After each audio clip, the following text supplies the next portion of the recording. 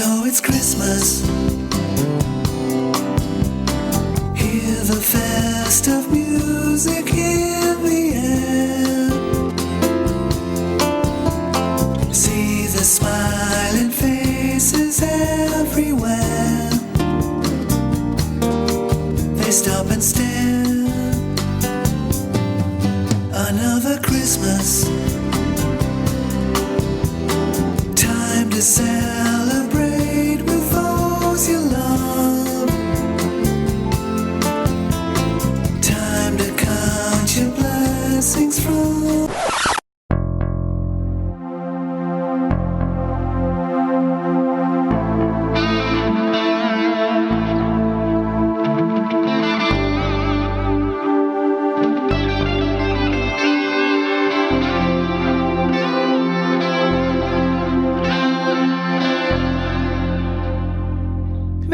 Christmas, Nick. Merry Christmas, Tyson. Welcome, ladies and gentlemen, to episode number 123 of Nic, Tys and Videotape. It is our 2019 Christmas special. It is, and our last episode of this year. Yeah, this season. Well, we can call it seasons, whatever we like. It is our last episode before we take a small little break. Yes. And we always like to finish with our Christmas special, some kind of fun Christmassy movie. Nick, what are we talking about this week? Oh, we are talking about the Muppet Christmas Carol. Yes. Yep. This is a very exciting choice, I think. I'm very happy with this choice. You're very happy with this choice? Yeah, because normally we do like to go, even though it's our not quite Christmas movies. Well, we run that for the first couple of weeks, and then we like to do it properly. Yeah. I think we've had an interesting run. We did Home Alone. Home Alone, that was last year. Christmas Prince. The Christmas Prince, that's the one. The Netflix original that was just ridiculous. That was fun. It was fun. And so now we're here with the Muppet Christmas Carol, a very, very a lot of people's favourites. A lot of people love this film. Yeah, and it's funny doing as I was kind of researching more about it. I didn't realise how much of a Christmas staple it really was for so many people. Yeah, which is wonderful. And I'm without giving the farm away, I think it's going to be of mine. Yours, yeah. After this most recent rewatch, because spoiler alert, I fucking love. You did fucking love it. And I doing a little bit of reading myself. There have been a lot of versions of Christmas Carol, and this is the one that they try and knock off. Like they knock off the top, because this is, if you're looking at Dickens' Muppet Christmas Carol. This is the one to beat. You can't beat this. It seems like it's one of the more popular ones and one of the more accurate ones as well, which is really quite cool. Yeah.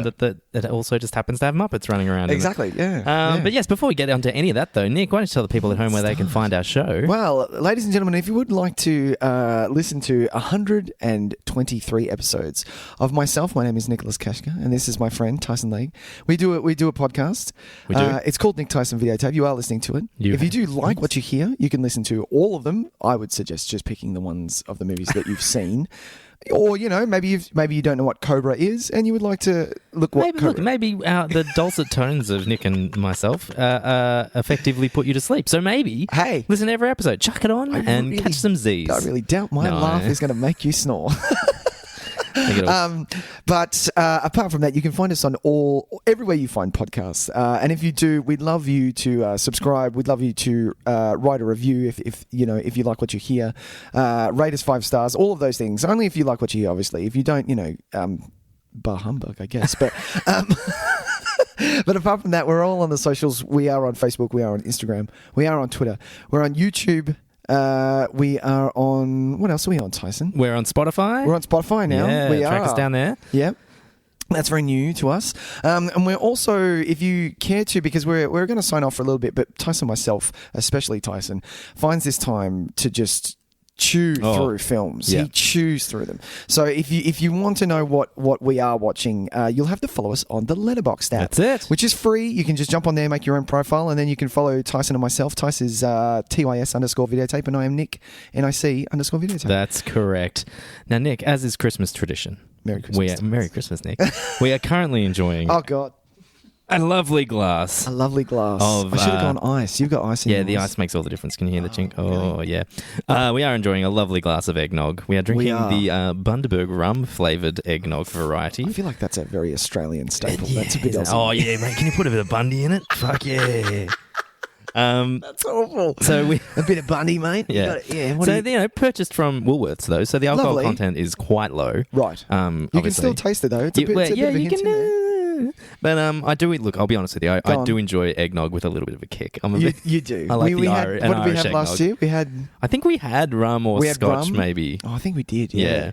That was lovely. It always is lovely. It's. I can tell why this is a wintry Christmas drink, though, because it's thick. It's fucking thick. gluggy. Yeah. And thank God it's not at the 40-degree day it was Exactly, 2 days ago yeah. here. In case you are not a Melbourne listener or Yeah. not even an Australian listener, Sure. we're currently burning. We are. Half our country's on country fire. is on fire. And our Prime Minister couldn't give a fuck. He couldn't give two shits. He decided to go to Hawaii. What a piece of shit. What a fucking champ. Mate, yeah, thanks, mate. go No fuck worries. yourself. A Merry fucking Christmas. It's the to you. biggest see you later, good luck with the fires that I've ever fucking seen in my life. What's that? My country's on fire. Yeah. Oh, I'll give yeah, you no, $2. but fuck, man, I've booked the flights. They're Exactly. non-refundable. Yeah, look, I already got the time I've off. used my points. My Oh. boss said it's okay. I got the time off. My boss? Yeah. He didn't ask anyone. God, what a piece of Fucking junk. jerk. Anyway, Merry Christmas. Tom. Merry Christmas, Nick. Cheers, man. Cheers to you. Cheers to you. Shall we start the show as we always start the Oh, show? let's do it with some trailers. Yeah, let's do it. Lovely. Everybody's talking trailers.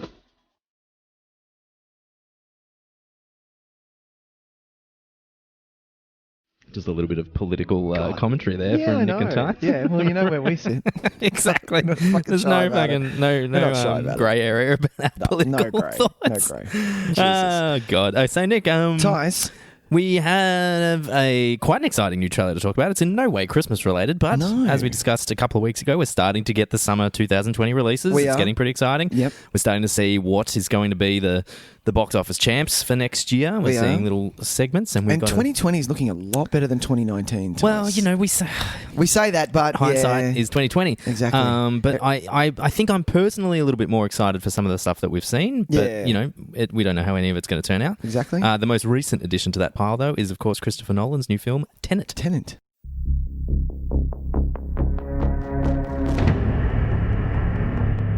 We all believe we'd run into the burning building. But until we feel that heat, we can never know.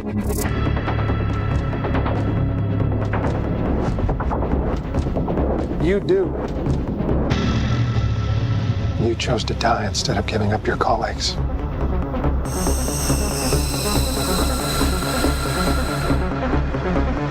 That test you passed? Not everybody does. Welcome to the afterlife. To do what I do, I need some idea of the threat we face. As I understand it, we're trying to prevent World War III. Nuclear holocaust. No. Something worse. All I have for you is a word. Tenet. It'll open the right doors, some of the wrong ones too.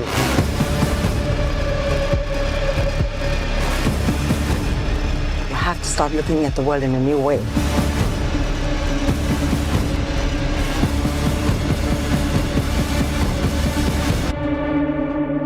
Don't try to understand it.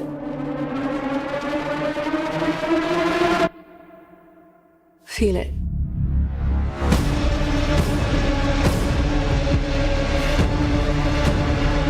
What'll happen here? Hasn't happened yet.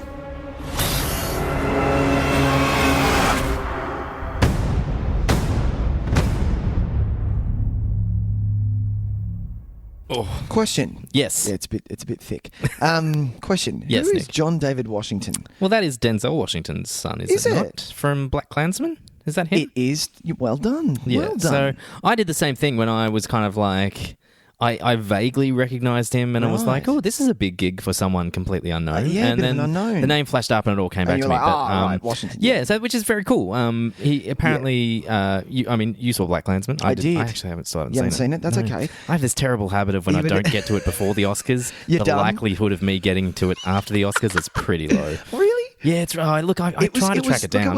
It was worth the watch. It just wasn't as really. It wasn't as gut punchingly. I wanted it to say a little bit more. Fair it was enough. saying a lot of things. Yeah, sure. It just wasn't as gut punching as I wanted it to be. It was still good though. Yeah.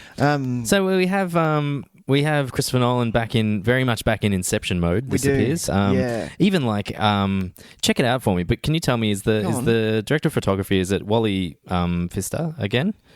Cinematography? Yeah.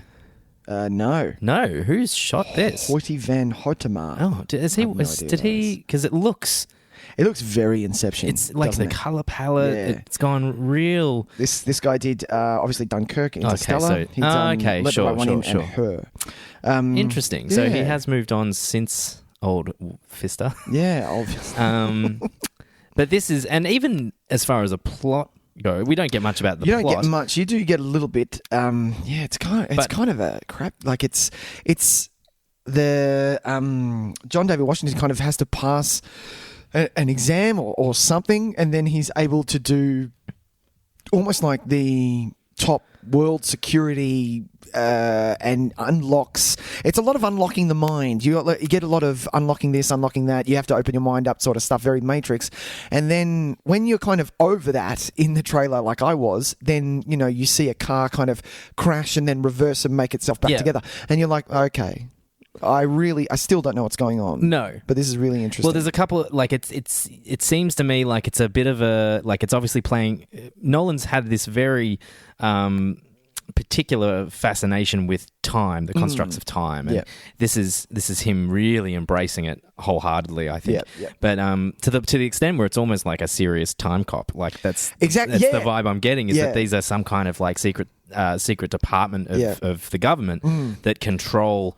That are able to control time to a certain degree. Sure. Do you know what it also reminds me of? Do you remember that Tony Scott movie from mid-2000s, Deja Vu? Yes, with Denzel Washington. Yes. I'm getting vibes of that as well. Sure. Because that had similar aspects to it, where you were able to predict the movements because the machine saw what's going to happen. Not the future necessarily, but just saw flashes of potentials and you could interpret them and then intercept them. Sort of like Minority Report. You saw glimpses of whatever's happening.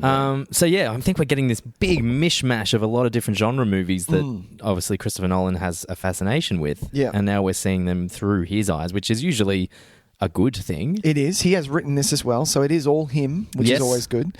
But yeah, you do get that. You do get that a bit. Like it says just in the blurb a little bit, all it says is plot unknown, world espionage mixed in with time travel. So I think it really is time cop done a la like fancy. Nolan. Yeah. Like fancy time cop. Fancy time cop. No mullets. With here. no split kicks. No Van Damme kicking. That's going to be shit. That's going to be disappointing. And we even get what are those words called where it's the same spelt backwards and forwards?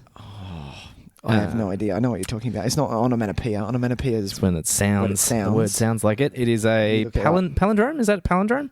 You look it up. I'm going to look it up. I'm going to talk about the cast because this cast is lovely. You got Robert Pattinson, which I'm not too 100% on. Everyone else is. I'm not. It is. It's a palindrome. It's a palindrome. So palindrome Tenet. Tenet. Do you think that has something to do with it? I think to me it feels like it might be the department that they work in, or it's maybe like the device. Because did you notice that that when they are doing there's an action sequence that's kind of showing little bits and pieces. They're wearing a lot of machinery, like wired machinery. So I feel like maybe Tenet is the.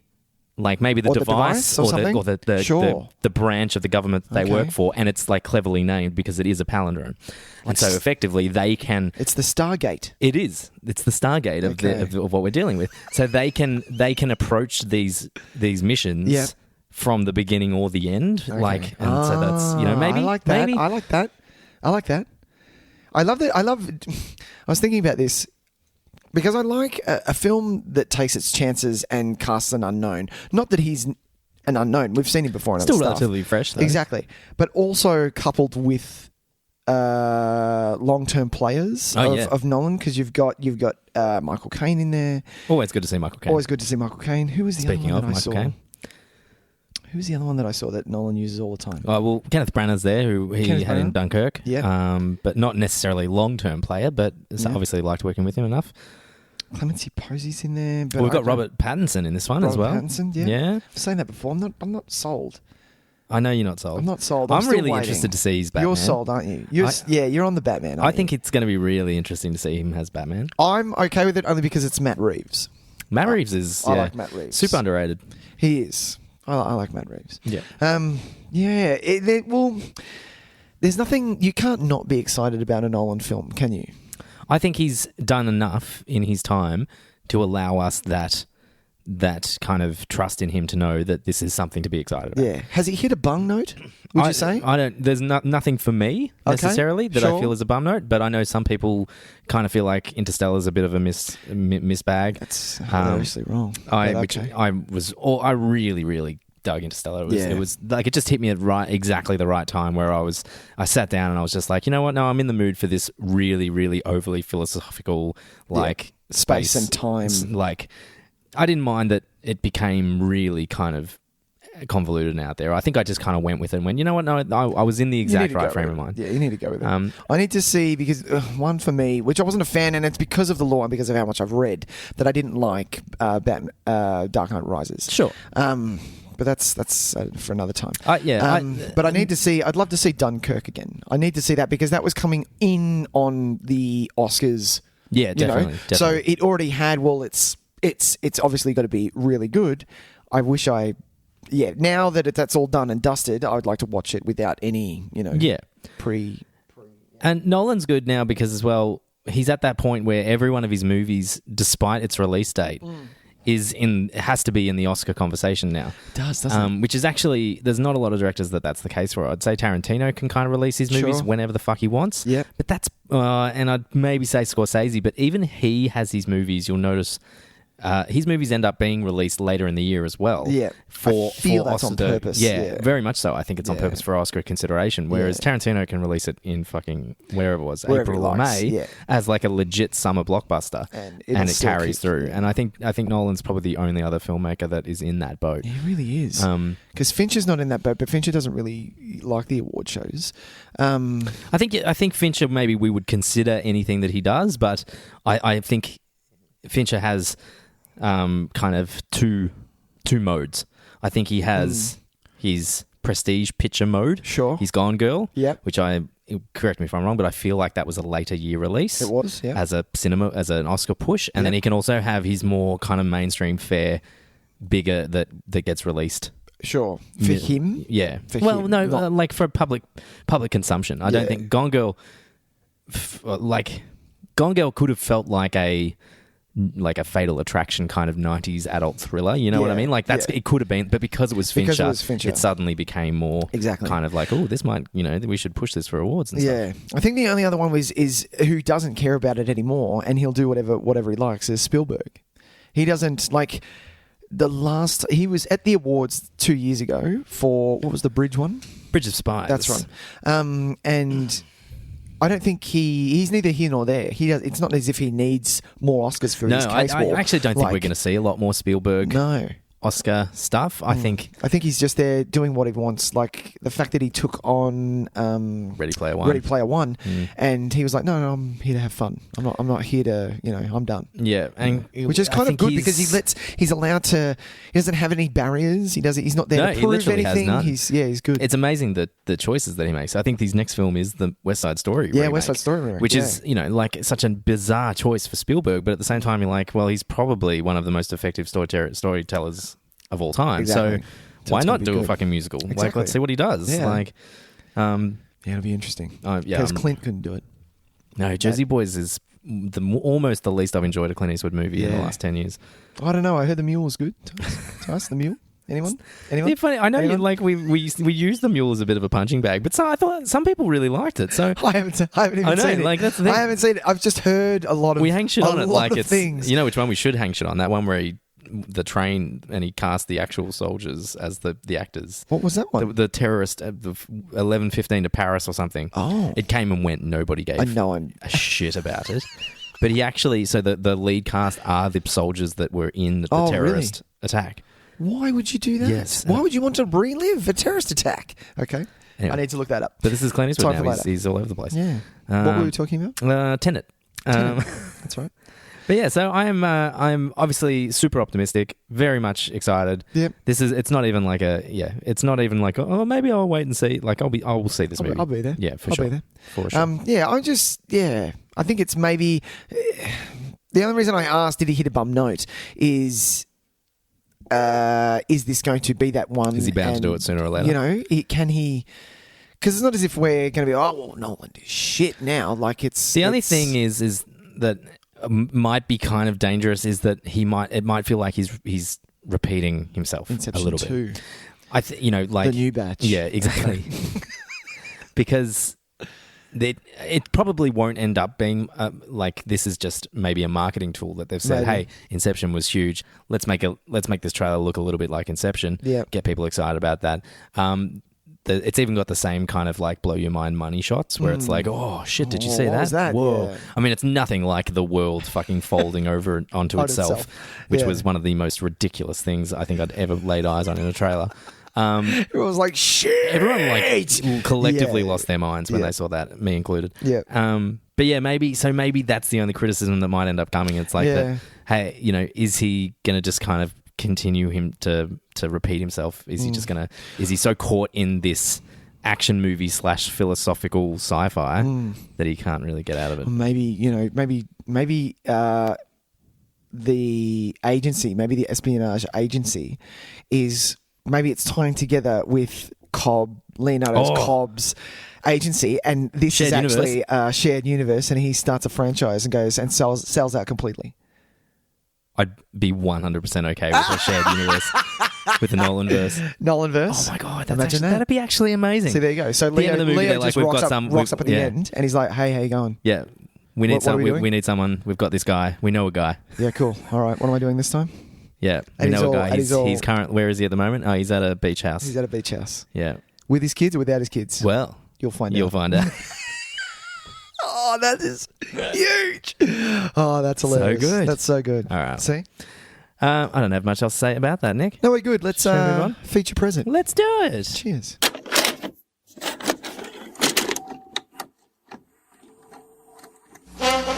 And now for our feature presentation.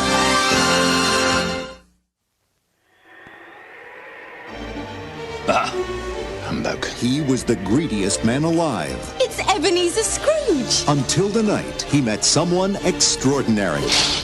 Hello. The Muppet Christmas Carol. I'll drink to Mr. Scrooge, even though he is odious and stingy and badly dressed. Humbug. Oh, there goes Mr. Humbug. There goes Mr. Grin. Do you think it's safe for us to be up here? If they gave a prize for being mean, the winner would be him. Yes, Mr. Cratchit. If you please, Mr. Scrooge, the bookkeeping staff would like to have an extra shovel full of coal for the fire. Such a frozen. How would the bookkeepers like to be suddenly Unemployed! Heat wave. Oi! This is my island in the sun. It's Charles Dickens' classic tale, as only the Muppets can tell it. It's good to be heckling again. It's good to be doing anything again. Filled with holiday warmth Hey, like the lamp, not the rat, like the lamp, not the rat. and Christmas spirit. Jacob Marley.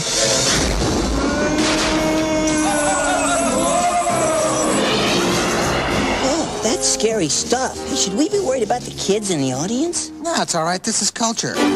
This is the movie to see, to share, to cherish with someone you love. Thank you for making me a part of this. Walt Disney Pictures presents from Jim Henson Productions, The Muppet Christmas Carol.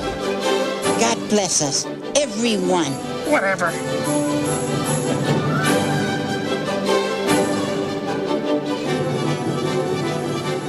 Bring on those savers, singing and something else. With you. Yes, very good. It's our Christmas special. Merry Christmas. Merry Christmas. We've said that many times. Muppets, Tys. Let's Muppet Christmas Carol. Let's rewind a little. Yeah, let's. But, tell me your relationship with the Muppets, because mine, I was a big fan of the show, but I remember watching the show when it was on TV when I was a kid. Yep. I was a big fan. What's her name? The girl with the big lips in the band used to scare the absolute fucking shit out of me. Yeah, cool. Janice. Yeah, right. She's awesome. She's awesome.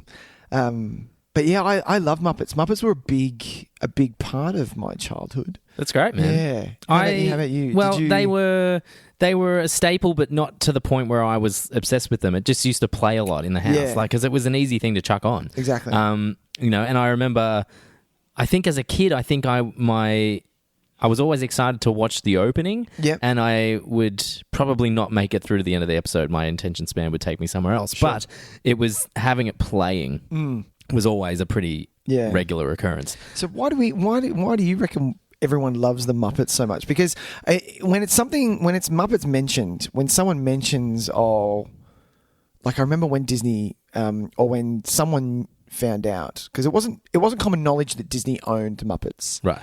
That was Jim. I looked into it. That was Jim Henson's last thing he did before he died. Was sell it to Disney. Pass over to Disney. Okay, sure. Because he wanted Muppets to live on, and he knew that Mickey Mouse House would be able to do that. Yeah, sure. Disney ended up selling it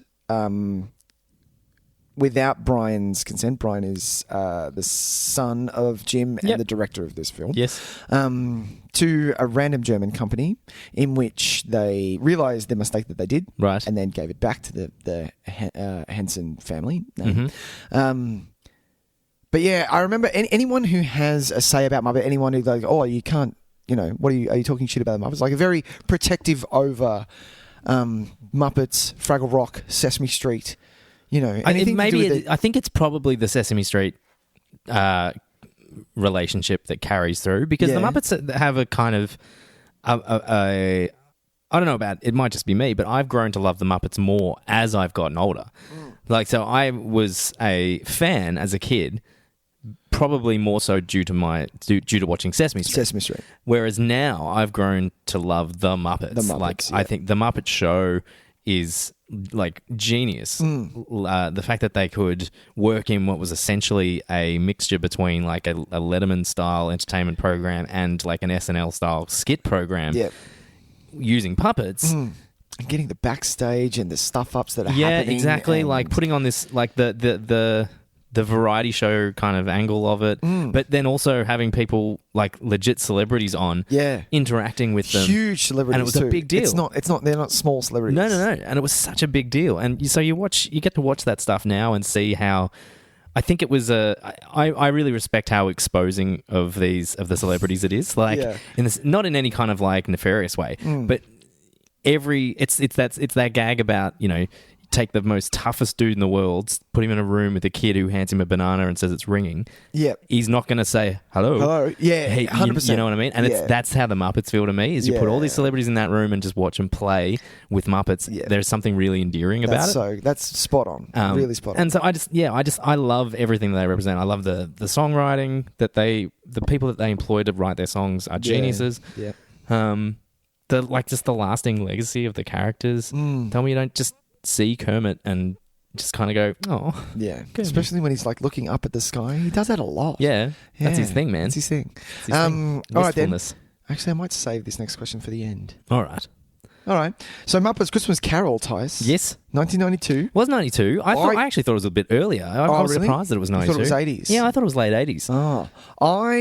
I had never seen this up until about 3 or 4 years ago. Okay, sure. Yeah. I'd seen other Muppet movies. What was the caper one?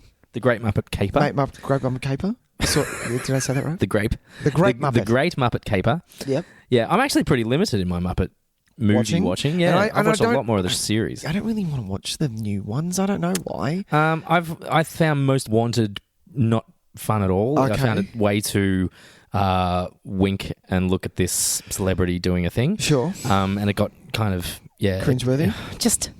It just became too much. The plot was convoluted. It became more about the cameos and less about like just fun storytelling. Yeah. The one with Jason Segel and Amy Adams, I was a huge fan of. I thought it was really beautiful. Because that was the let's make Muppets a thing again. Exactly. And they really worked hard. You could they see did, and they tried. They brought the show back for a little while, but I think it's all kind of gone away again now. I don't think it was as that's okay. It'll have its successful again. Well, I'd hope so. Because Muppets, remember what was it called? Muppets Live or Muppets Tonight? Where it was... That was the new show. That was the new show of the Muppets where they tried to bring it back. And that was actually really good. A lot of people got into the back of it, but no one was watching it enough for it to continue. And look, they're massive productions, so they need to be extremely successful in order to warrant continuing making them, because they can't throw them together quickly. Exactly. Do you know, I was even obsessed with like Muppet Babies. Do you remember the Muppet Babies? Oh, huge. Yeah, cartoon? man. Like... Muppet Babies, where that's all I remember. Yeah, I knew the Muppet Babies. Yeah, and then it all just goes blank in my head. I've got nothing. Yeah, Muppet Babies, man. You even got the McDonald's Muppet Babies in the Happy Meal. I had all them. Oh yeah, I had a few of them. Yep, good Happy Meal toy. See, back in the day, nothing beats the Batman Forever cups, man. No, we say this every time, every time. All those transformable McDonald's Happy Meal. Oh, I remember them. They were fun too. Damn. Yeah, and so as the movies kind of went on, I didn't realize. Yeah, I thought this was earlier because I thought this was from the peak. Oh, okay. Like the real peak, which was. So you thought this was still Jim? I didn't know specifically that it was the first one without him. Yep. But I knew I knew this was one of his. Not one of his. Yeah. But yeah, because if you having worked in JB Hi-Fi, we saw quite a few come through, and we saw what they ended up becoming. Like you had the Muppet Wizard of Oz and things like that around Muppets in Space. Well, I fucking love Muppets in Space. So you go to bat hard. I will bat hard for that. There are some. It's pretty dumb and bonkers, but oh my god, is it funny? Yeah. Legitimately such funny moments in that movie.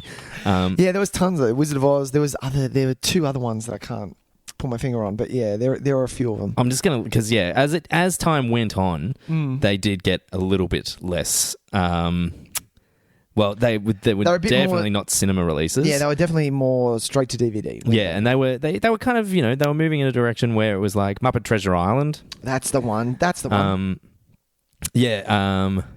See, Muppet from Space is actually one of the last ones, and I still think it's pretty great. Yeah. Muppets Wizard of Oz was actually 2005. So it was getting to a point where it was like they were just throwing them out there, putting them straight onto DVD. Yeah, see if it sticks. Seeing what they can sell, move some units, and then go from there. But yeah, this is maybe the most iconic of the Muppet movies, I would say. It would have to be, wouldn't it? Muppet Takes Manhattan, I remember that one was big, but not as big as this. Yeah. Because this was this on TV? Did you ever see this on TV? I don't remember it being on TV. Oh, it must have been because I didn't rent it. So I would say it played a lot around Christmas, I think, more than anything else. It's a really nice little time filler in the Christmas period. Yeah. Because you can chuck it on at 4:30. You can chuck it on at 6 p.m. Yeah. It doesn't have to be like, whereas maybe some of the BBC adaptations or something like, I don't know, like even the fucking Zemeckis directed one from not that long ago. Oh, yeah, the CGI. Yeah, which I haven't seen. No. But maybe that's not going to suit that time slot because this is legitimately one of those movies that you could watch at any age. Yeah. And get something out of it. Yeah. And they know what they're doing. Like they've taken... in reading what they did with, because it is Dickens and they didn't know whether Jim would be okay with it. Brian was at the time still grieving, and he said yes. Oh, of course. But because it was only, what did they say? I think it was 13 months after he had passed away. Yeah, right. They asked him, "Did you want to do a Muppet Christmas Carol?" And he was like, "Yep, sure." And it's probably a really therapeutic way to more. Exactly, yeah. But because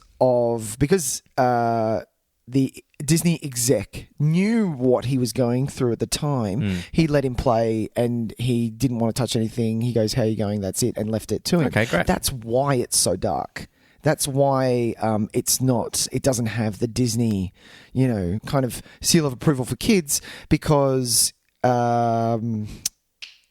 Brian knew that if he's going to stay true to what his dad had created, his dad, it even quoted, like kids need to be scared sometimes. Yeah. You know, you can't wrap them up in cotton wool and do things like that. That's why he made things like the Dark Crystal and the Labyrinth and the Storyteller. You know, so you know these were for kids. They're aimed at kids, but you know it's not going to be. Yeah. Did Henson work on Neverending Story? Was that a Henson? No, that was all Wolfgang. Yeah. Interesting. Yeah. But yeah, you're right. So what works really effectively about this is that you do feel the tension and the threat and not so much the fear of it. I don't think anyone. I know that there's like little funny moments where Gonzo and Rizzo Rizzo are like, was my oh, is this a bit too favorite. much for the kids? No, it's fine. That'll be all right. That'll be great. I don't legitimately think that there's really any scary moments in it, but I think it gets as far as the story will allow and still include kids. Yeah. And deal with some issues that, you know, maybe kids don't really think about too much. Yeah. And not in any kind of like, you're going to die one day way. No, but just planting the seed of that idea. Yeah. And because, you know, it's the classic morality tale. Like, this is the whole thing. Like, it's a classic for a reason because it's just a universal ideal is that, you know, you could be a shitbag your whole life, but if you can make the choice to change and be a good person, because one day all that you're going to be is a name on a headstone. And what do you want to be remembered by? Classic. How good is that? That's all you need to do. And it works really well because of the writing. Yeah. And so, they stuck to that text. Yeah, you know, they didn't change anything. Yeah. They even used quite a lot of the actual dialogue from the book. You know, so even Gonzo, some of the stuff that Gonzo was saying is word for word. Some of Michael Caine's dialogue is word for word. Yep. Obviously, you know, and it wasn't not the music. It wasn't. Yeah, but that's the thing. Like, it wasn't boring at all ever. No. Which, going into it thinking that it's Muppets, it could be aimed more at children. Whereas if you were to put this next to the Wizard of Oz one or the Treasure Island one, I bet you that's going to be aimed more at kids. You know, kids' jokes and things like that. Whereas this had jokes, but it was fine. So it wasn't overly childish, but it still had a ton of funny stuff in it. I laughed out loud several times. Yeah, it's legitimately funny. Yeah. And it's legitimately cute. Like some of the gags come from, oh, isn't that gorgeous? Yeah. Like the little rabbit dog thing that gets the wreath thrown. Who, like, he opens the door and he's just, I don't know. And he's singing a Christmas Carol. What's he singing? It's so cute. He's singing a Christmas Carol and he just asks for a coin or something for something to eat. Yeah. Coin for a carol. Coin for a carol, that's it. And gets the wreath chucked. Because he does that. He walks away, hears the door open and go, and cops a wreath in the head. A wreath to the face. And that stuff's really funny and look, even the slapsticky stuff like Rizzo and Gonzo just getting like knocked over off every windowsill, 100%. falling into fucking buckets of ice, getting tails lit on fire, like that kind of stuff. Just because even if the kids are maybe doing a thing where it's like, it's been a long chunk of just Michael Caine now. Yeah. That is the stuff that brings them straight back. Yeah. And they will listen. They'll listen to Gonzo. They'll listen to Rizzo. Yeah. Rizzo's not really, he's just there kind of talking shit. But I love Rizzo is hands down my favourite part of this movie. Yeah, he's hands down. He's it's a because great of his character. accent and because of just the little things that he does. Like the fact that he's eating in most scenes. He's like, hey man, do you want some apple? No? Okay, cool. This is all me. You know? He's a great, like, and the fact that they put the narration in a character's mouth is actually very Gonzo clever. plays Dickens. Yeah. And I haven't read Dickens. I haven't read Christmas Carol. It's him narrating it. Is that correct? Is that how the so he's book is personified read? himself as the narrator? I think. I don't know. Maybe. Okay. I don't know. Right. It's not written in first person, so it's not written in. So it's written from the author's perspective. So maybe. Yeah. Maybe. But yeah. So. It's funny that they're like, oh, and I'm Charles Dickens, and straight away it's like, who? Who are you? No, you're not. What are you talking about? You're Gonzo. You're Gonzo. But I'm Charles Dickens. But that's what kids would love that, and kids would love getting to spot all the Muppet characters playing all these different other people.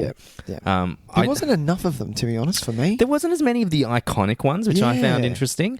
This is probably like even the new The new Muppets, the Jason Segel one, even that, every scene, there was an iconic Muppet, and you were like, oh, yeah, it's them. Yeah. This had a lot of just generic...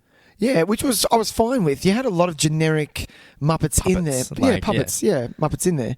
But it wasn't the ones that you know and love? Like that massive shaggy monster thing with a big lip. Do you remember that one? Oh, yeah. He's huge, and he wasn't in it. He wasn't. He's great. Yeah, everyone loves him. I do love that Sam the Eagle is in it, though. Fuck, he's funny.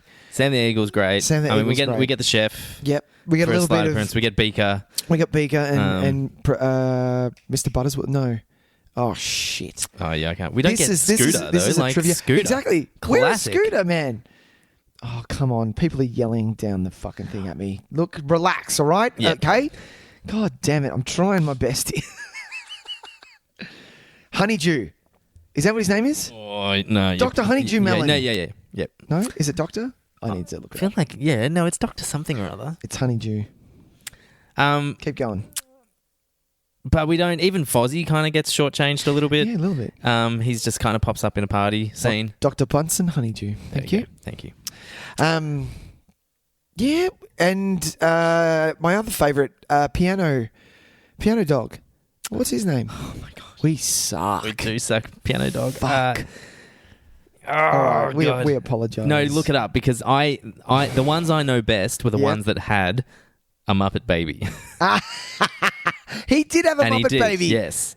So that's killing me now that I can't remember his name, because he was so good on the Muppet Babies. He was good. And his name was Ralph. Like Rolf. Like yeah. Barking. Oh my God, did I laugh at the party scene where it's the band, right? Yeah. It's the Muppet Band, it's like Muppet one of the band. greatest all-time bands of all time. I had a bit of a stroke when I saw Janice, but yeah, keep going. And it's 1, 2, 3, 4. I fucking loved it. And Animal And then like Animal ready to go Ah! and just starts hitting a triangle. So good. And yeah, that was perfect. So I'm glad they got to rock out though and do a little bit of an Animal got to do his shtick. Do his shtick and go nuts. But yeah, it's interesting pushing, like I would say, without I'm generalizing a little bit. I'm sure someone will point me out, but Go on. the fact that they haven't made one of the Muppets a lead, like a legitimate lead character. Yeah. Like I think Gonzo's probably the closest, Exactly. but really just pops up here and there to narrate. Kermit is, but I think this is why I like this so much, is because Kermit isn't the lead in this. Yeah, sure. It's not he's not driving it. Michael is. But it wouldn't work like it. I can't even think of a Muppet that would work in that in the Scrooge role, because we're too endeared to all the Muppets. We don't want to see them. You'd have to go with someone like the Eagle. Yeah, Sam. Sam because Eagle. he's known for being gruff grumpy, and pretty grumpy, or maybe Gonzo, because it would end up being like a kind of a making fun of Gonzo. It would be a fun crankiness, and you'd have a good laugh, and like you couldn't have Kermit do it. You couldn't, because it just wouldn't. It'd be weird. We're instantly endeared to Kermit, so I think they did the right thing by making him Mickey Mouse a villain. That'd be weird. Yeah, exactly. Yeah. Well, who does he bloody play? I can't remember any of these characters' names today for some reason. Kermit they give to the bookkeeper. The bookkeeper. Who is really kind of a lot of the heart of the story anyway, because he's the audience surrogate. It's us. We're the we are the downtrodden hard worker. That's who we always associate with. It's like, yeah, man, he deserves his day off. Bob Cratchit. Yeah. And plus you also get to have a mini Kermit, Tiny Tim, which isn't the most heartbreaking thing in the We'll get to that. world. I'm not ready to cross that bridge just yet. Jesus Christ. Okay. Let's talk probably one of the best cast moments in this movie, Michael Caine. Oh, yeah. My favourite part about this whole thing is day one, I read that he goes up to Brian because he just finished Shakespeare on the West End doing something. Okay. He came in, he goes, I am playing this like I am doing Twelfth Night. Yeah. I'm playing this to the T. There'll be no winking at the camera. There'll be none of that. I'm not muppeteering. I'm playing it and he gives probably one of the greatest performances ever. And because it rides somewhat on him. If he can't sell it, this thing goes to shit. Yeah. Do you know what I mean? It was so good. He's excellent in this movie, and that is a really smart way to approach it that I don't think enough people would ever really take on. I think too many people would approach roles like that and not wink at the audience, but feel there's a certain vulnerability that you need to expose yourself to and say, I'm not going to be embarrassed by this. Yeah. You know what I mean? Like, and I think some people maybe with a little bit too much self-guarded pride will wink and keep their tongue in their cheek while doing these serious scenes surrounded by a bunch of furry... Essentially socks, on people's hands. On people's hands. Yeah. So going into it and saying, no, this is a classical piece of literature. Yeah. Let's treat it that way. Yeah. Let's 100% treat it that way. Exactly. It just so happens to be performed by Muppets, you know, and that's all it needs to be. Like, that's the only way you have to think about it. Yeah. And really, an extension of that is to say that it's being performed by very, very capable puppeteers. So probably the best. Yeah, and that's it. If they're working for him, they're probably the best in the biz. They are actors too. Like we forget that the reason why the Muppets are so endearing is because the people that control them are exceptionally good actors. Exactly. And so, yeah, he's not acting with humans. He is acting with the Muppets, but by proxy, he is kind of acting against other very good actors. Exactly. So, yeah, it's a really great way to approach it. I'm glad he did because he's so good in it. He's so good. The only thing that I get a little bit... I was a little bit kind of like... Here we go. I think he turns really quick. Yeah, the turn is a little too quick, but... That's the only thing. Movie, it's so in... Yeah. Look, we can't be too complicated with our character development. Yeah. But he reaches Christmas present and he's pretty much already... He's sold. Good to go. Yeah. Exactly. He's sold after Tiny Tim. Yeah. He is. Yeah, I'd say even a little bit earlier. I'd say he's almost sold when... Christmas present shows him this is, and they sing the song about this is Christmas Day. He's good to go. Yeah, he's like, this looks like a fucking blast. I'm in. Yeah. That's so true. And so, I would have liked just a fraction more kind of, and because he's so heartbroken when his nephew plays the game and names him as like the big fucking idiot. Yeah.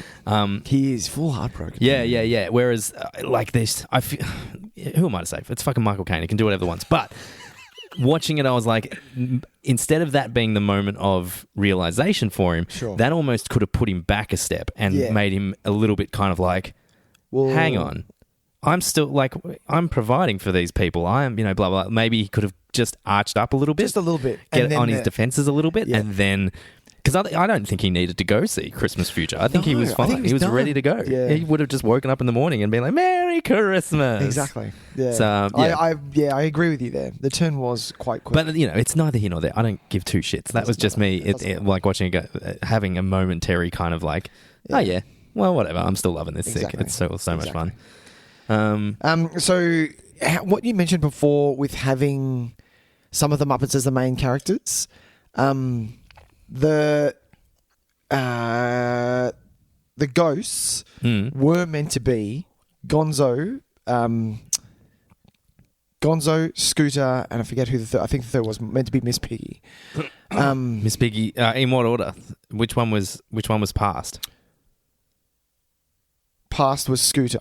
Past was okay. Yeah. Yeah. Past was Scooter. Gonzo was Future. Yeah, I was about to say you can't have Miss Piggy as Future. No. Miss Piggy doing Christmas present. Actually, is a good choice. She would have been great. But they didn't want to do that. They wanted to stick more to the ghosts and how they look is more towards the book. Well, that's what I read anyway. Yeah. So and some very clever, really clever character designs. I think. Past and Future scare the shit out of me. Past is just really unsettling. It really is, isn't it? It's like a weird children's doll. It is floating, and they put it in water. That's why it's floating. Yeah, that's why it looks so good. Great effect. Good effect. I really like I think the design of Christmas Present is really, really fantastic. And saw some behind the scenes footage of them making it. It's this mixture of animatronics and a guy in a suit. Are they and fucking ages? Yes, I found that's that such really a nice. Yeah, it's probably in the book, but it was beautiful, and it made it all the more sad because he's the most. He was the most jolly. He was the most because he was so warming. Yeah. He was because he was the most Muppet out of all the ghosts. Yes. He was he was almost like an amalgamation of Santa. Yeah. He had a very old school Saint Nick Klaus kind of thing going on. Type vibe. And there is a real sadness in the fact that he lives a short life but a very happy life. It's like he lives with so much happiness that he uses it all up at once. Yeah. And that's a beautiful idea, and it's really quite sad. Yeah. Did you where did you watch this? I watch this on my television at home. On Disney Plus? Correct. So, You're talking about the song. I'm talking about the song that was cut. Sure. Which now, is that in? No, it is not. Cool. So my version it was in. Okay. What did you watch it on? I procured this Somehow. Okay. Now. Was it good? When was it? So, it's during past, Sure. obviously. Christmas past. Okay. Yeah. And so what happens is he meets the girl. What's her name? The girl he's going to marry. I have no idea. It feels like an old Dickensian name, like Franny or something. Guinevere, let's call it that. Gwenny. No, I'm kidding. Franny or... Franny! Belle, Clara, no. Clara. Is it Clara? I think it's Clara. Sure. Okay. I literally have no idea. Yeah. So tell me I want to know where your like Christmas past flashback ends, because do you get any of them breaking up? Yes. How do they break up? Is it just a conversation about them not getting married and then it ends? In the snow, yep. And that's it? Yep. Cool. So there is a rather long song. Okay. There. Yep. And this is for those playing the home game and listening to the podcast. What Tyson is talking about is the scene where they cut out because it was a little too heavy. Like it was that's what was written. Like it was deemed it too sad. Too sad. Yeah. So I can vouch. You concur? God. Seriously. So, like bad. Do you know what? Yeah. I need to YouTube this song. Yeah, it's you obviously won't get the full effect. Yeah. But in the context of the movie, Yeah. it was the turning point for me. And I think it worked really, really well. Because I mentioned to you before that I was a blubbering mess. Did you blubber at that bit? Well, it's when it starts. It starts. You start to get. It's when the movie shifts. Yeah. From how fun is this? Where Muppets were doing this classic old, Dickens Dickens story thing. Yeah. It would roll in his grave. I just call his when he wrote fairy tales. His little stories. He's going to come and what the fuck out of you. That was the point where it took a real emotional turn, and from that point on, everything you could tell that it was really trying to be weighty emotional. Yeah. Like, so it wasn't just having a good time. It was like, oh shit, no, this is like really trying to cut through. Okay. And a lot of it is, I don't think she's fantastic, this actress. Okay. She's got a beautiful singing voice. Like, she sings the song well. It's not the greatest written song either. So she sings the song? She sings it. Uh-huh. It's something like Love. It's called like Love Comes to an End or Love Must End or something. That's what it's called, yeah. And it's, she basically sings it to him in the snow, in that garden, that snowy garden. Yeah. But Michael Caine joins in at one point. Okay. And he's standing behind her and he's like singing in canon with her a little bit. Okay. Michael Caine cannot sing. It's so wonderful. But it's fine, yeah. Bless his heart. Love is Gone. Love is Gone, thank you. The name of the song. And so she kind of goes, when love is gone, and he's like, when love is gone, da da da da da da da. Oh, sure. Like behind her, yeah. And Michael Caine starts like bawling, like just it is incredible. It was something else. Okay. And he fucking loses his shit. Okay. And so I was like, that was getting me because he's like, so hang on a minute, who is because it's a young Michael Caine that's talking to her. Yeah, no. The actual Michael Caine Ghost Michael Caine. He's bawling his eyes out. Yeah. Okay. And it was heartbreaking. It was beautiful. Jesus. Really, really loved it. It worked a treat. Mm-hmm. And then, like, he turns to the Christmas past and he's just like, you just take me away. I cannot see any more of this. Yeah. Please. That's where it cut in for me. Yeah. And when I heard that that's where it was, I was like, oh, yeah. It's far better that he watches her sing this 5-minute song about, we're not going to be together. Yeah. Because it's the song, like the lyrics are nice. It had a strange melody. I didn't love it, but the lyrics really kind of sold that idea of like, this is pretty shit and it's because of you. Right. Like, but not like in an attacking way. No. In a really kind of like depressing way. Yeah. You had a chance. Yeah, we had a chance of something really good here. And it's stuffed fucked. it up. Yeah. Yeah, so I thoroughly recommend. Yeah, I've looked at it everywhere and they literally will not release, because that was the one Disney stamp that they took out. They took out that. When they looked at the film, they're like, yeah, we're going to cut this out and that's it. they left everything else in and didn't touch anything else only because it was too sad. Yeah, I've heard that there's some there was a UK DVD release or something that had it. It's not even on Blu-ray. Like the Bluray special edition doesn't have everything. it. Yeah, everything since then and all streaming have taken it out. Have taken it out, and have shortened Marley and Marley as well. Okay. The song? Yeah, there's a verse missing from that. No real, Sure. I think just cut for time. Yep. I think that was it. There might have been one other little thing, but that's obviously the main chunk that's missing. I definitely recommend tracking it down and having a watch, at least just for the context. Yeah, because it was. No, I'm gonna. Next time I watch it, because I know now, I'm gonna find it. I'm gonna find it. No, I'll find it because you need to.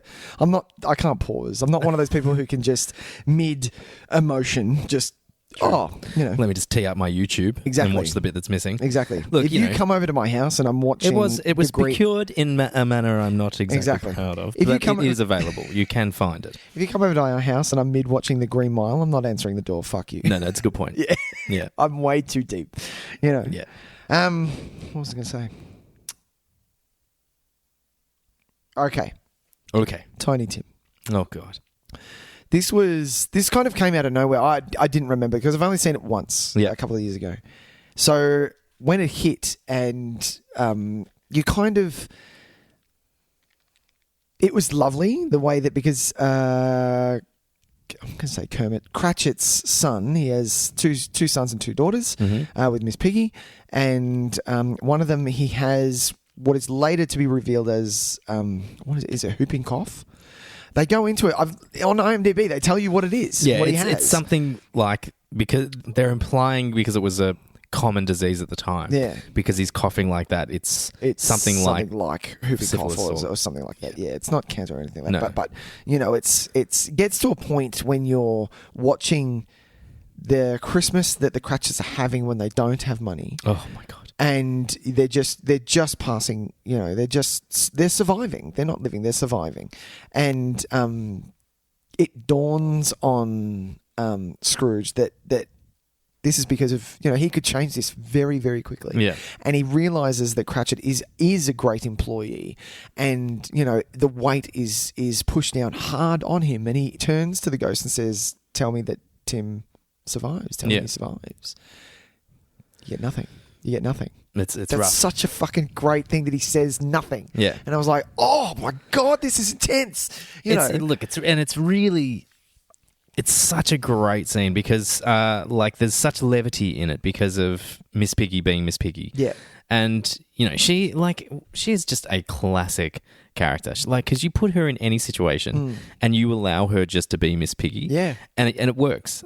She's so funny. Yeah. She's so sassy and just completely always the strongest presence in the room. Absolutely. And I love that, it was the 70s and, they made, Miss Piggy the boss of everybody. She was, yeah. Without any kind of sense of irony at all. No. She just is. She's that good. She's a star. Yeah. And you've got the daughters are hilarious too, just with every kind of, he's a cheat. Mm-hmm. He's and he's got no dress sense. Oh. It's so great.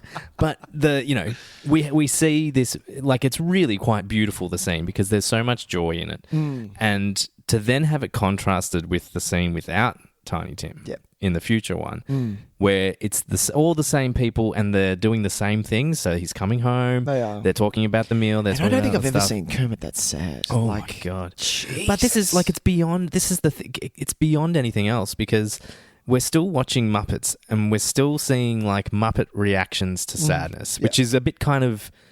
It's a bit caricature. It's hard to do. But we're talking about the death of their son. Yeah. You know what I mean?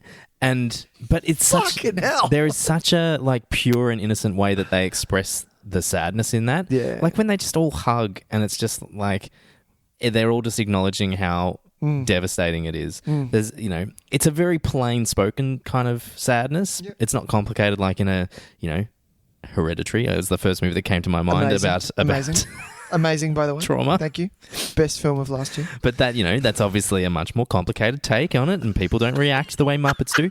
But there's this pure, kind of just this We've still pure got each innocence other, about it, and it makes it so devastating, and it's just and putting his hat and his fucking walking stick onto that chair didn't help. That was another moment. God damn it! I was embarrassing myself with how much I was crying watching this movie. Oh God, it was very full on. Yeah, very so full on. Songs. I come to you because you're more the musician than I am. The songs were great. Yeah, they weren't. There's not a song. There's not a. There's no top 40 hits. Exactly. There's not a Let It Go. There's not a. There's nothing in there that's you're going to be repeating again and again and again. Yeah. But they weren't shit. No, I find them almost instantly forgettable. Exactly. But it was in great. the moment quite effective. Exactly. I think it's a bummer that there just isn't a few more, because really, one of these should be sung at Carols by Candlelight. Right. If you know what I mean, if they were better, yeah, you would be able to lift these out, and they would be some real Christmas bangers that we'd be still talking about now. Yeah. But there just sadly isn't. Yeah.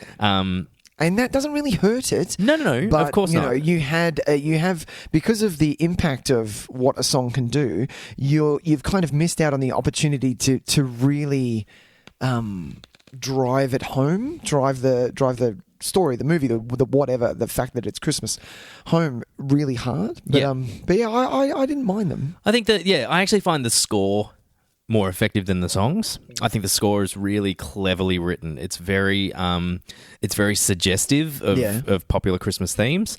I mentioned something like this actually when we talked about Die Hard, funnily enough. Mm-hmm. But as you're listening to it, there are suggested motifs for a lot of Christmas carols that just kind of are just sitting in the background of the score. Obviously, lots of sleigh bells and shit like that. That's your easy ticket in to make it sound like it's Christmas. Yeah. But lots of distorted versions of themes in the score, which I found really effective. But so the songs in the score are written by two different people, right? And I think the songs are I think you summed up really well. It doesn't hurt the movie in any way, but there's just something lacking about them. Exactly. And I don't know if that's just sometimes they don't have a really clear narrative structure. Their purpose is clear, but they don't necessarily move the story along more than what their title suggests, which is sometimes a bit disappointing in that sense. Like we have a song about Scrooge, but the whole song is basically Scrooge is a Scrooge. Yep. You know what I mean? So we don't learn anything through the song. Exactly. It's not particularly humble, but it's a bouncy melody. We have a good time. The song is over. 2.5 minutes have gone by. We're exactly in the same spot we were. Exactly. And I think that's a problem with some of the songs. Surprisingly not, Love Is Gone.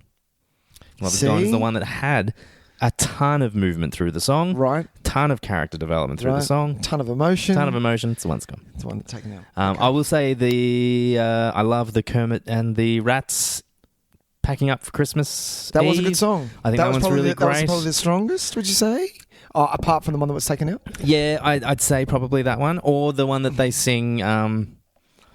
I was a fucking mess, so it was all just but at the nice Christmas with Tiny Tim and all that. That's just a beautiful. It's just a beautiful song. Yeah, really lovely. Yeah, ones like the Marley and Marley song for me is a waste of time. It was because it's boring. It was almost a kid's song. Well, come on. It's like we're Marley and Marley. We're God, we're ghosts and we're creepy and blah blah blah. Yeah. Whereas, not to tell people how to do their job, but the song could have been about the warning. Yeah. You know what I mean?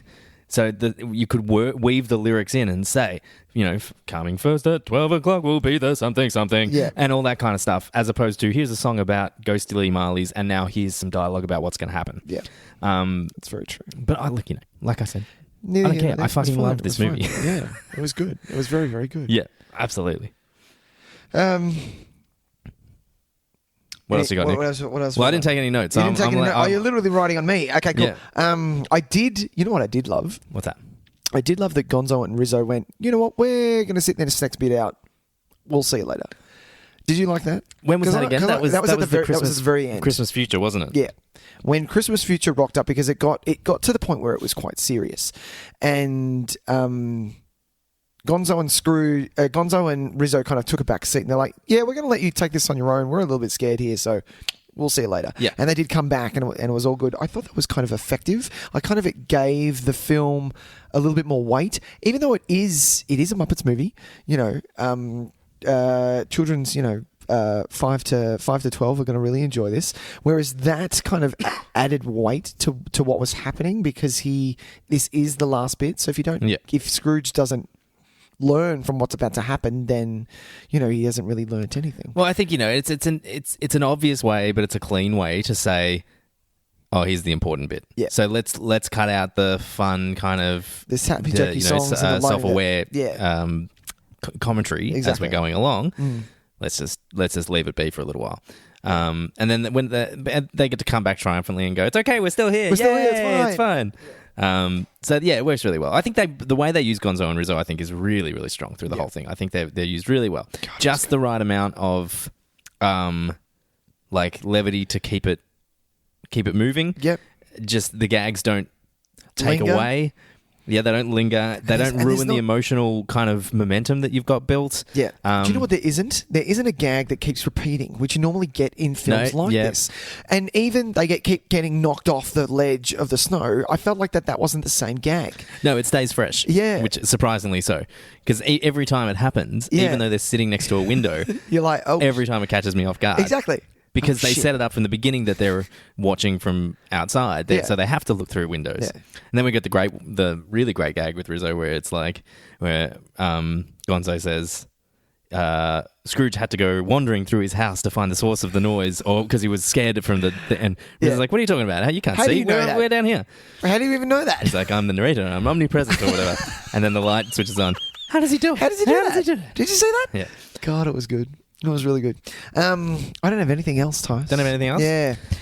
What was your do you get what's your kind of emotional connection to it? Did you get the feels? I did, but I just come off the back of a really long day, and I wasn't 100%. I find that's when I'm more so going to be like, no, I need to be in it, and it was great. It didn't punch me too hard in the feels. It did, but I wasn't a blubbering mess. I think I kind of I do get caught up in just the idea of there's good in the world. It's such a stupid simple concept. Well, no, it's really important right now. Yeah, maybe that's what it is. Maybe because we're just kind of surrounded, because every day you hear about all this heinous shit that's happening in the world.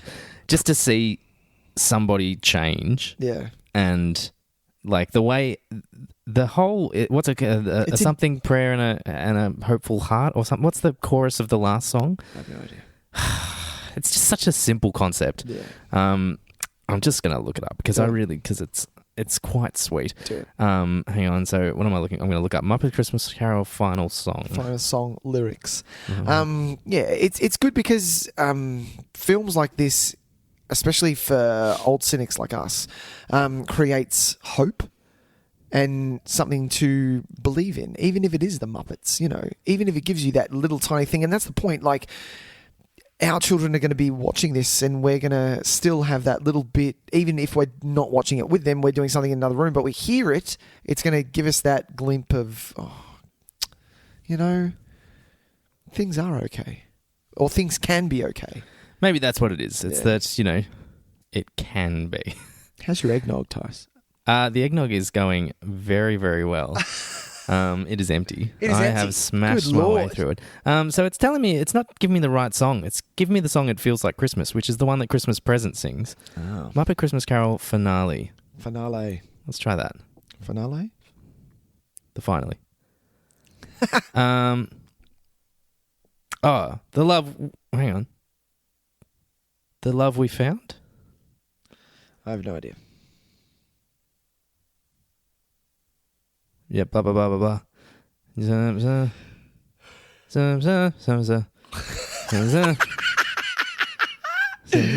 the hell is that? No, this is not the one. I've got fucking Marley and Marley. Oh, in my fucking head.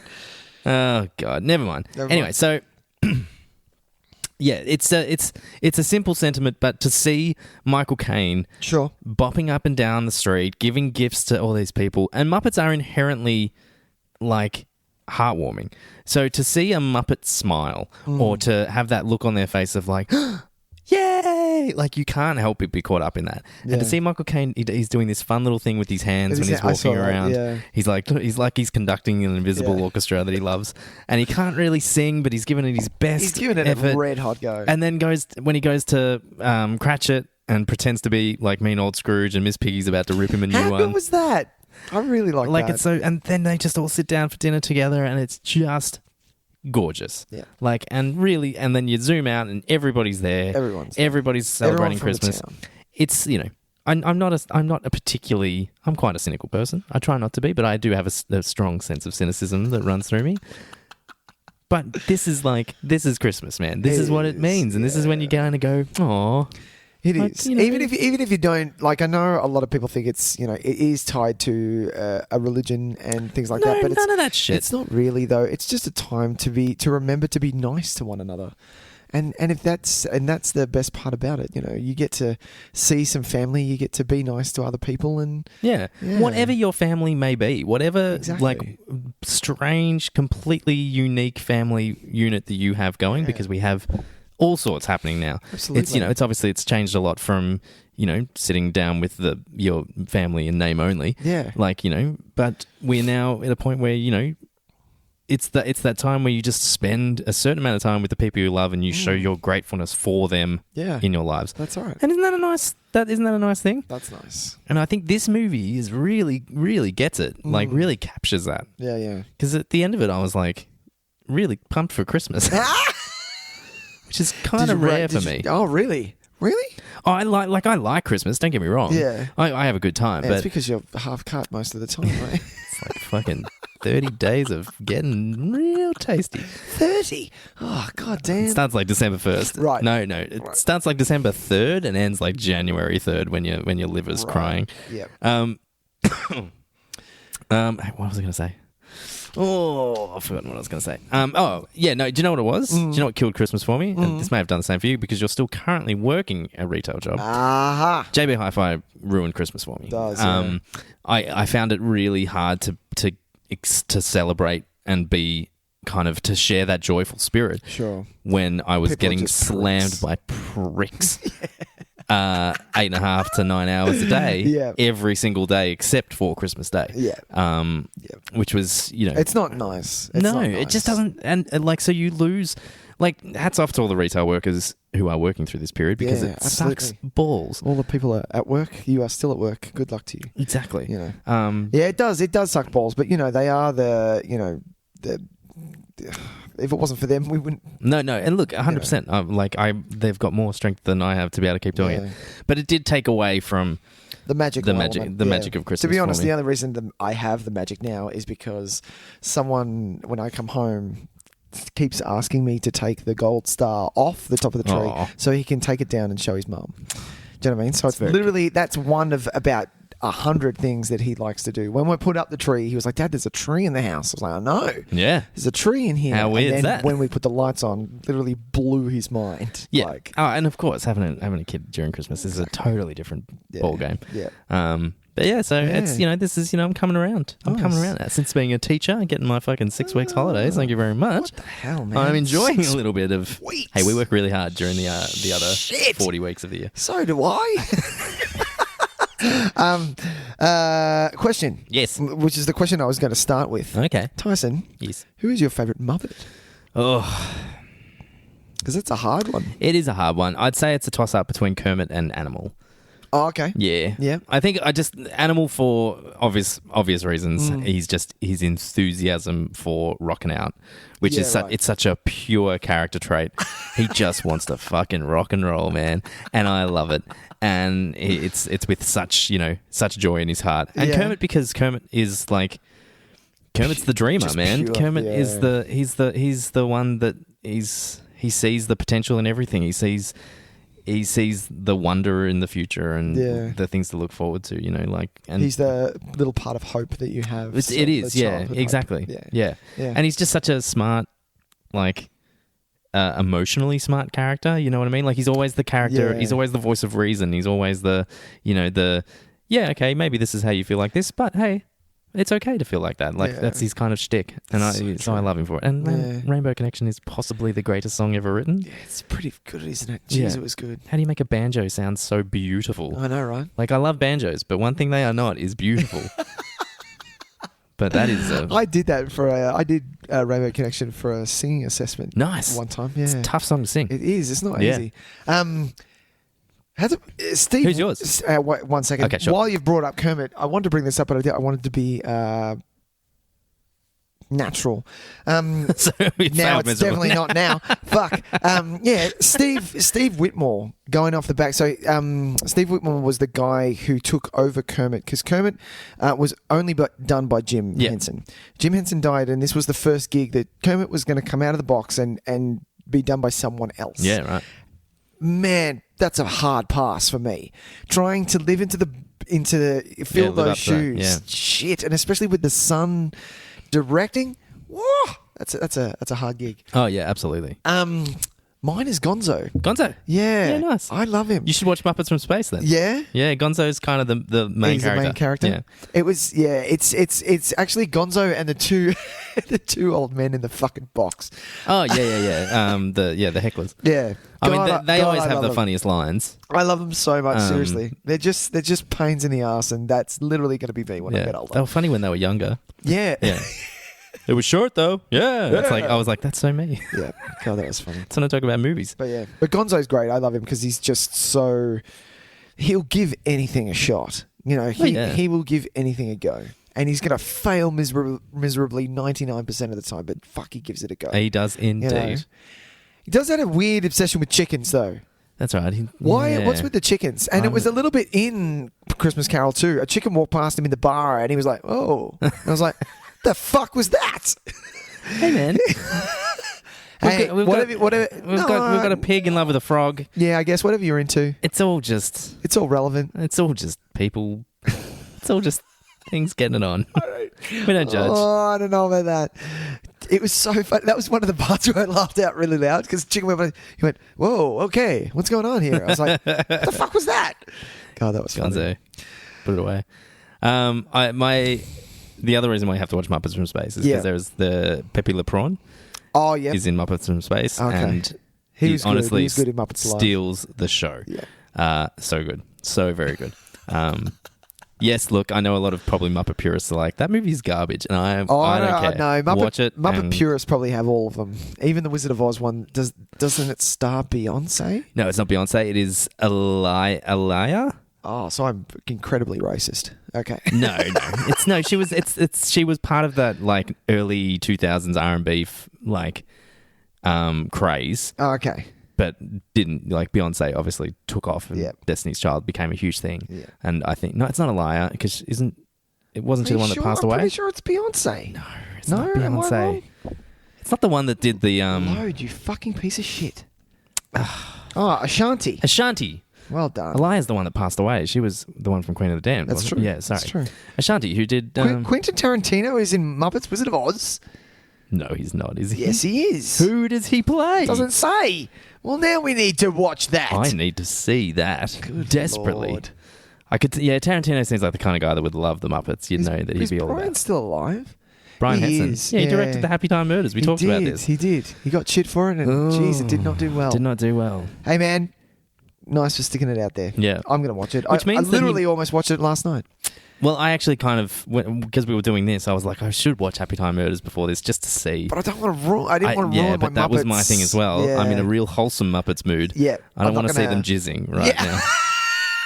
That's where jizzing. I need to draw the line for a little while. Hell. Merry Christmas, everyone. Merry Christmas. It's a wintry Christmas. Oh dear. That was good. Nick, should we move on? Tys, let's move on. Let's do what did you watch this week? All right. Tys, you go first. All right. I might have to go back to maybe a couple of weeks ago. Oh, maybe. I've got to double check because I was just thinking I don't think I watched because we recorded actually not that long ago. That's very true. I've been pretty lazy. I watched Reindeer Games. Have you seen that? Have you seen Reindeer Games? All right. So, what am I going to talk about then? Because I am going to have to go backwards a little bit. Yeah. Have I talked about Summer of 84. Have I talked about that? No, you haven't talked about that. Oh, I'll talk about the movie Summer of 84. Okay. Now, this is the follow-up film from the guys that directed Turbo Kid. Have you heard about Turbo Kid? I have heard this. I think I might have talked about Turbo Kid on an episode because I really enjoyed it. And it's a super throwback 80s apocalyptic movie. Sure. Kind of like if Rad was super violent. That's kind of the vibe they're going for because the Turbo Kid is like a rollerblading, fluoro helmeted kind of kid. Yeah. But it's living in a world like a Mad Max world. Basically. Sure. But it's fantastic. Directed by 3 different people. I think they're French-Canadian. Jesus. Anyway, so this is their follow-up movie, Summer of 84. And they are 100% cashing in on the Stranger Things vibe. Right. It's essentially a Stranger Things movie, except it's a so it's about Summer of 84. Is it horror? Yeah. Right. So these kids, this group of 4 kids, they play a game during their summer break. Like the block all play this game together, which is called like Night Hunter or something. Sure. And it's basically they all disappear and hide with torches and you've got to try and find each other on the street. So it's 40-40. Yeah, but you know, we're living in a time where that would never be a weird thing to do. Right. Because it's 1984. Whereas now, you'd be like, no fucking way. You're not going out there. What are you talking about? It's dark outside. It's dark. What do you mean you're going to hide? What? No. By yourself? No. Not a chance. So this is a time when it's all cool. Why is that? Oh, that's anyway, fucking they shit. suspect that one of their neighbors is a serial killer because they see something weird through one of the windows. Cool. Right? And so it becomes like a summer-long project for them. Mm-hmm. They're like, oh, we're gonna find out whether or not this guy actually is a serial killer. Sure. And, you know, they find some evidence that points towards it, and they're like, yes, we've got him, and then something contradicts it. And it's like, oh, no, we've lost it. What do we do? Yeah. And they go back and forth whether or not he is or he isn't. I'll leave that for the time being because that's kind of the point of the movie. It's good. Mm-hmm. Nowhere near as good as Turbo Kid. It's got a really nice vibe to it. It feels really authentically 80s. Yeah. Doesn't feel too... The problem is that these guys were doing throwback 80s before Stranger Things. Right. So when did this movie come out? This movie came out last year or the year before, but Turbo Kid was before Stranger Things. Sure. And they obviously have a really strong affinity for that era of film. Mm-hmm. So I don't like a lot of the like, oh, it's just a bad version of Stranger Things. It's kind of like, yeah, but they maybe they've decided to take it and run with it. But I think they come from a genuine place of respect and love for the genre, not just, oh, let's just do a Stranger Things cash in movie. Yeah.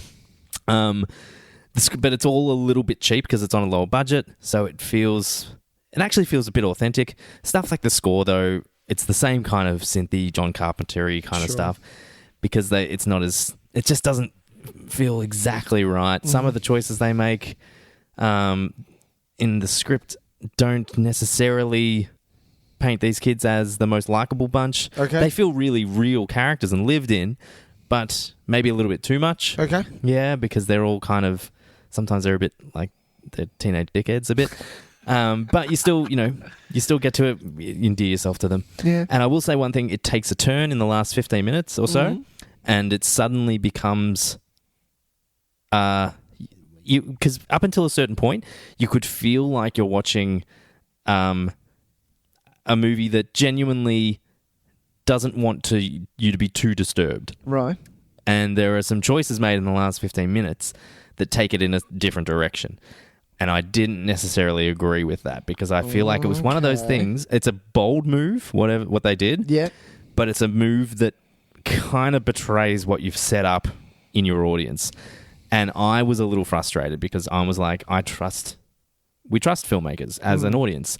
We trust them to carry through with what with the information they're giving us. Yeah. Not just turn it on a dime just so they can say, oh, look how bet you didn't fucking see that coming. Yeah.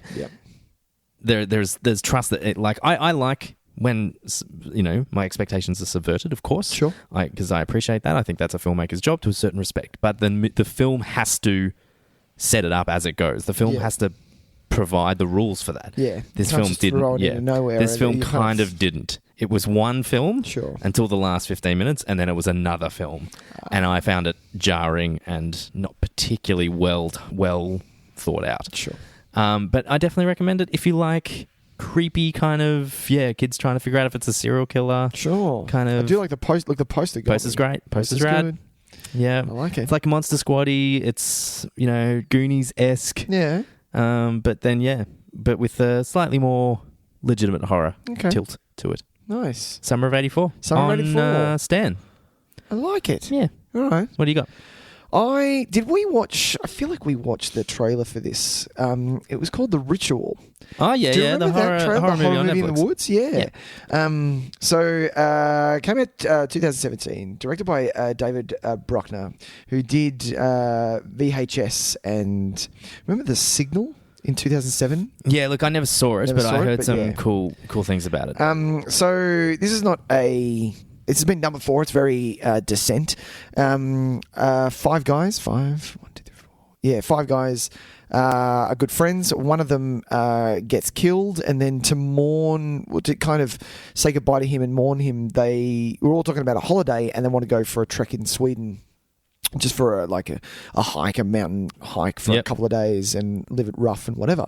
Anyway, so they do that, and of course, all hell breaks loose.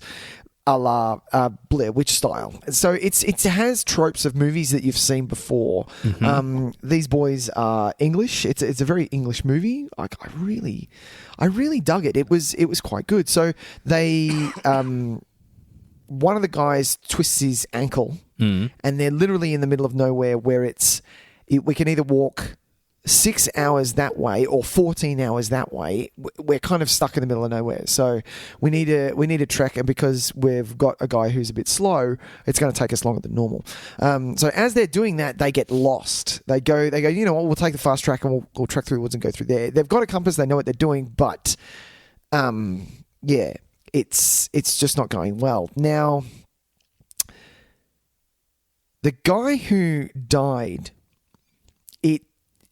one of the guys who is actually, I've seen him, he's done a lot of things. Rafe Spall, do you remember him? Yeah, Rafe Spall. Yeah. I really like Rafe. I think he's great. I think he's in the underrated actor episode we do. He's going to feature for me because I love him. No, that's a fair call. He's really great. Yeah. So, he could have, not prevented, but he could have stepped in to maybe not have the friend die. Okay. There's kind of that in the air of this movie. Yep. So he's still dealing with it because it's still kind of fresh. He's getting some flashbacks, things like that. Now, straight out of Blair Witch Project, they come across markings in the woods. A animal is strung up and gutted in like a sacrifice type style. They don't really know what's going on. A storm hits, they find a cabin, they bunker in it, all of them get nightmares, and then all of a sudden something is after them. Now you're getting glimpses of it, and I do like how movies do this, if they can do it well, that they'll... Oh, it's so good. And they did it, I think they did it 3 times in very different spots. They'll hold the camera there, the guys will walk off into the distance, but the camera will stay where it is. Now, the reason why is because it's actually showing you something, but you have to find it. So the monster, or whatever it is actually staring you straight in the face. It's just you can't fucking see it. Because you don't know what you're looking for yet. Sure. So the tension builds up, and as this goes along, it's turning into a horror film, because it is essentially a horror film. Yep. But the best part about this is it's... I don't know whether it's Nordic, but it's not vampires. It's not zombies. It's not anything that you know or can kill. So you don't know what the fuck is coming at you. So then when you finally see the creature, you're kind of stuck in your tracks and you don't know what to do. I'm not going to spoil ending because it's still kind of fresh, and I think a lot of people should watch it because it was really, really good. Of course, you know, in true horror fashion, they all die except for that one guy who had to deal with his friend who could have maybe changed things. So it does have that underlying, is this him kind of coming to terms with things? Is this him, you know, it does have that in there, and it's not too in your face. It's not too on the nose. That's what you want the best horror movies to do anyway, because they're all allegories for how, for human nature, probably the darker sides of human nature. Or overcoming something that you need to overcome, whether it be fear or whatever. But I really loved the sense of the creature because it wasn't something that you've ever seen before. And it's not as if, because throughout the movie you find out that there are ways that maybe it doesn't want to kill you. Maybe it's some form of intelligence. Maybe, there's something there that, could be, maybe you don't have to die, sort of thing. Okay. So yeah, it was really good. The creature itself was disturbing. Yeah, great. Yeah, really disturbing. Because I have to say, there was this one scene where he comes face to face with it. Yeah. It doesn't attack him. Mm-hmm. But then it transforms and moves to the point where you think it has 2 hands, 2 hooves, because it moves almost like a deer or a moose, right? Its antlers are fucking weird to look at. Yeah. But then it moves back onto its hind legs and reveals 6 other arms, and you're like, what the fuck is this thing? Jesus. And you're like, it was good. I really enjoyed it. Liked it as well because it was an English movie, not American. Kind of done it before, seen it all again. It's different sensibilities. It's always nice to kind of expose yourself to that kind of stuff. And it was very much a guy, I liked how they did this in The Descent, how women have a way of talking to one another. Yes. Guys do as well, but English guys do as well. Do you know what I mean? There's a difference there. So they did have that in there, which I really liked it. It brought a sense of realness to the guys. You believe them to be friends. Yeah, and that's important in those scenarios. Yeah, it was really good. So that's The Ritual. That's just on Netflix, that's on isn't Netflix. it? Yeah, great. Yeah, watch give it a watch. Give it a on watch. Netflix. Yeah, Nick. that's what I streamed. Tys, we haven't done this in a while. Yeah, are we going to sing it? Let's do it. All right. We are Crossing the Streams. Oh man, that's been a while. Did I break the? Yeah, I think we didn't. We stuffed it. We fucked all right. It'll sound a bit crappy, but what are you going to do? What are you going to do? So we're recommending Christmas movies, I guess. Let's recommend a Christmas movie. Well, look, I hope I haven't done this before because I'm cheating a little bit. I'm just doing a movie that's set at Christmas. And it's not a Christmas movie. It's just set at Christmas. Because I had to look through Christmas movies and I was like, yeah, but we can't keep recommending the same ones over and over and over again. Go on, Tys, I hope I haven't done this before, but I'm going to recommend Rocky 4. Streaming on Stan. You have definitely not done that before. Rocky 4, probably, really? Yeah. Rocky 4. Probably the most easily consumable of the Rocky films because it's only about 85 minutes and about 78 of them are montages. Really? It's the final fight is on Christmas Day, so it has it has like Christmas element to it. The final fight, as in like fight night, is Christmas Day. As in the fight that he has with Ivan Drago in Russia is on Christmas Day. Oh, okay. Yeah. Okay. So technically a Christmas movie. I like it. It's it's not the best Rocky movie. It's not even my favorite Rocky movie, but it is definitely the Rocky movie I've watched more than any other Rocky movie. Wow. Because like I said, it is so easily consumable. And yeah, you do get the Christmas spirit out of it because like Christmas, it's all about bringing people together. And if I can change and you can change, maybe everyone can change. For the great immortal words of Rocky Balboa. I like it. So yeah, that's just on Stan. Check out Rocky 4.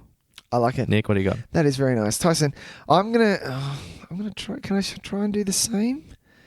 Give me 1 second. I can give you as many seconds as you like. Would you like me to pause? No. Okay. No, I don't need that. We're gonna fill it. Oh, yeah. You're gonna fill it. How's your drink? We're all done. No, I'm gonna croon. You're gonna croon. Do it. Give me some. Give me some. What do we got? Just checking where we can stream this. Oh, and of course you can't. It's always the way. That just fucking goes out the window, doesn't it? Yeah. All right. God damn it. Yeah, keep going. Dreaming. Oh, I like this one. Of a white Christmas. Just like the ones I used to know. Okay, and scene. Good. Who else? I was a bit Dean Martin. There was a little Bing. There was a little Bing in there, yeah.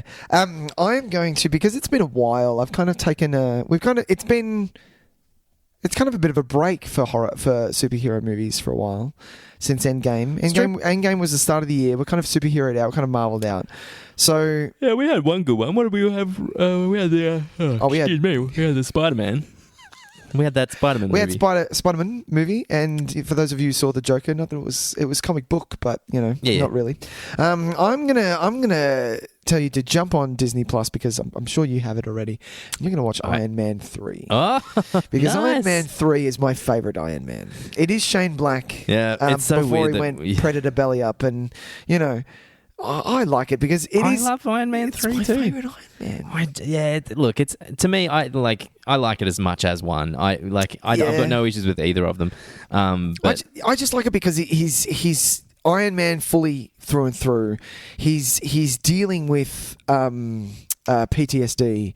It's a very realistic superhero. Yeah. The villain is fucking hysterical. Yep. In the end, when you find out what's going on, it's set at Christmas.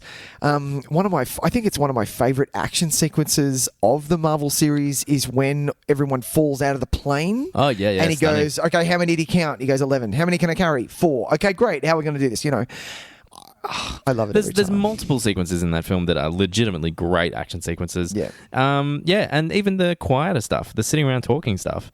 How good is it? Is really, really great. I think we get the Tony Stark that we have set up in Iron Man 3 is very important to where he ends up at the end. Yeah. Like absolutely. That is the character journey that happens in that movie is really responsible for where he ends up. Where he has ended up in these last couple of movies. And he wouldn't have, without Iron Man 3, I don't think that he would have come to what he concluded at the start of Civil War either. We wouldn't have had the fight without that time. No, 100%. Yeah. Iron Man 3 is all about, like, Iron Man 1 and 2 are just basically, Iron Man 1 is like your typical... It's your origin story. Yeah, it's your origin story. It's about finding the strength to be a hero. Yep. 2 is like a little bit of the downfall, but not really. Not really, but still being the hero. All Iron Man 2 really is. It's just dealing with your shit, really. When you come across somebody, you think you're the king of the world, and someone takes you down a peg. Yeah. But Iron Man 3 is all about, like, the choices that you made before you became that. It doesn't erase repercussions that you've because you've decided to be a superhero. It doesn't mean that doesn't for the erase first your past 32 years of your life or however long it's meant to be an Iron Man, you still have to pay for you still have to live the life of that person, and that person will come back, and you need to make peace with that person. Exactly. And I think it's a really, really good movie. Good character analysis. That movie. Yeah, I love it. Iron Man 3, Disney Plus. Disney Plus. Ladies and gentlemen, I'm Nicholas. This is my good friend Tyson. Yes, indeed. We do a podcast. We do.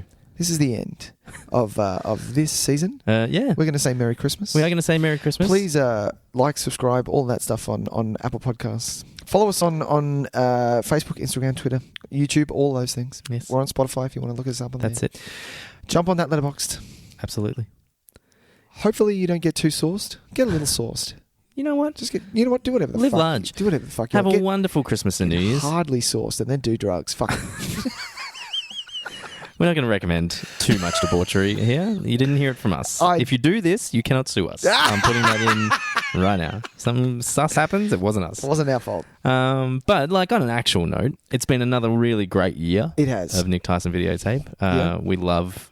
We absolutely love doing this. We do. And it means the world to us that there is even, if we had one listener, we'd be absolutely over the moon. And the fact that we have a lot more than one is something that we are shocked by every week. We are. We really are. So we cannot thank you all enough. We do. We hope that you join us again in 2020 for what's going to be a very exciting year. We've got some new things happening. Start off with the Oscars. Let's go out with a bang. Start with a bang. Apparently every month is going to be themed next year because we keep really coming up with all these ideas and we're running out of we don't have enough time to do it. Exactly. I'd like to take this time also to anyone who's liked or commented on anything social wise or otherwise. Thanks very much for getting involved. It really means a lot to know that people are listening. Oh yeah, and we're not just talking shit. Exactly, and it's such a joy. Like just one of my favourite things in my day is to see that I have a notification to do with Nic, Tys and Videotape. Yeah. We are in no way are we at that point where it's like I have to shut my email because we get so much correspondence. Like some very successful podcasts I'm sure would. Yeah. For us, it's honestly the highlight because it's really nice that, just to have people commenting and to know that we're engaging with certain people. Exactly. It really, really brightens our spirits. It does. And that's what Christmas is all about. Merry Christmas. Merry Christmas. Tyson. Let's do it, man. Merry Christmas. Man. Merry Christmas, buddy. Everyone, be safe. Hope you get lots of prezzies. Lots of prezzies. Yeah. We'll see you in the new year. We'll see you in the new year. Bye, man. Bye, man. Bye. Bye.